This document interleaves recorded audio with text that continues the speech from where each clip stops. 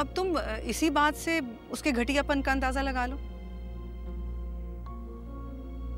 कि हमाद को पसंद करने के बावजूद उसने तुम्हारे साथ साथ हमाद की इज्जत की भी धज्जियां उड़ा दी। वो लड़की किसी तरह भी मेरे बेटे के काबिल नहीं है। ईमान हम्माद को पसंद करती है तो फिर हम्माद भी तो ईमान को पसंद करता होगा ना।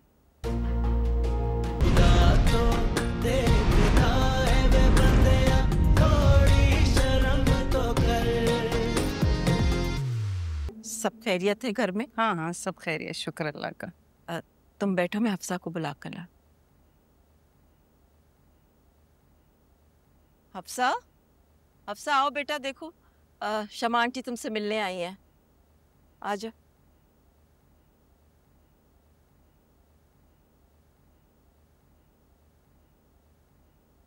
अस्सलाम वालेकुम आंटी।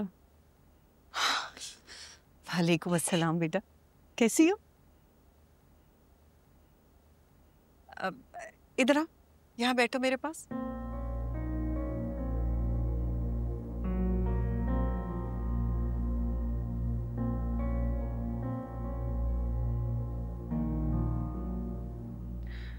देखो बेटा, तुम्हें तो पता है कि बात घुमाकर करना मुझे आता ही नहीं। जो भी कहना होता है बिना तमहीद बांधे साफ साफ कह देती। सुबह तुम्हारी अम्मी से बात हुई तो पता चला कि तुमने हमाद के लिए इनकार कर दिया। सॉरी आंटी, फिर तो आपको यहाँ आना ही नहीं चाहिए था। हफ्सा, शाजिया, बोलने दो इस। कहो बेटा। मैं अपना फैसला अम्मी को सुना चुकी हूँ।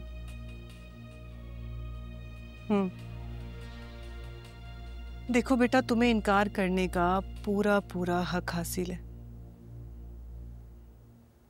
लेकिन मैं सिर्फ ये पूछने आई हूं कि लोगों की वजह से तुम अपना नुकसान क्यों कर रही?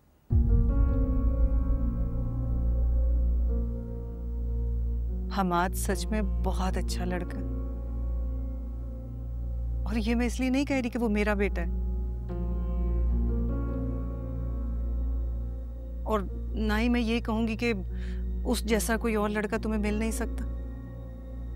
हाँ, अलबत्ता आजकल के दौर में तुम जैसी अच्छी बच्चियां मिलना बहुत मुश्किल है, और मैं तुम्हें खोना नहीं चाहती बेटा।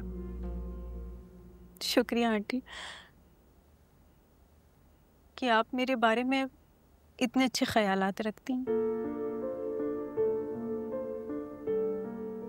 लेकिन आपको सिचुएशन भी तो पता है। और अगर मैं ये कहूं कि इस सिचुएशन में हाँ करके मुझे बचा लो तो? मैं समझी नहीं आपकी बात का मतलब। तुम्हें पता ईमान ने ये सारी बातें क्यों फैलाई? क्योंकि मैंने उसे बहू बनाने से इनकार कर दिया था। क्या क्या मतलब? ईमान हमाद को पसंद करती थी,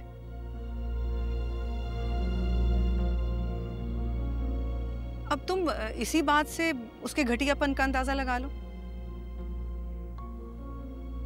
कि हमाद को पसंद करने के बावजूद उसने तुम्हारे साथ साथ हमाद की इज्जत की भी धज्जियां उड़ा दी।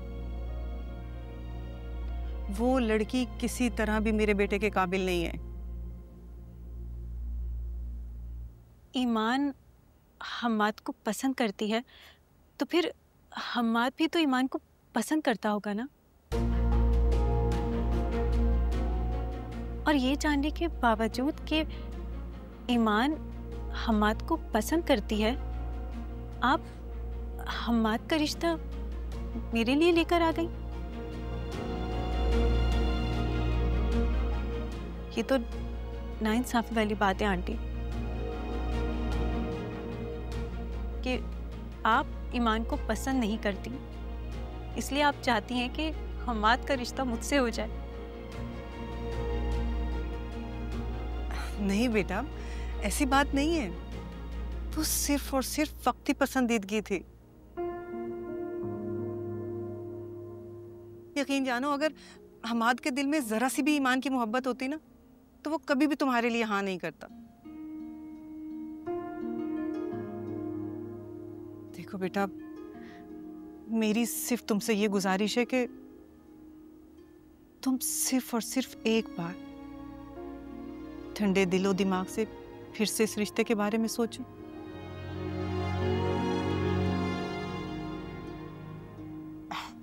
देखो बेटा, तुम बहुत आला किरदार की लड़की हो। इस तरह की छोटी मोटी बातें तुम्हें क्या नुकसान पहुंचा सकती हैं? मैं तो सिर्फ ये कहूंगी कि इन सारी बातों को साइड पे रख के फिर हमाद के बारे में फैसला करना। अगर ईमान सच में हमाद को पसंद करती है तो फिर इसके घर वाले तो मेरे पीछे ही पड़ जाएंगे।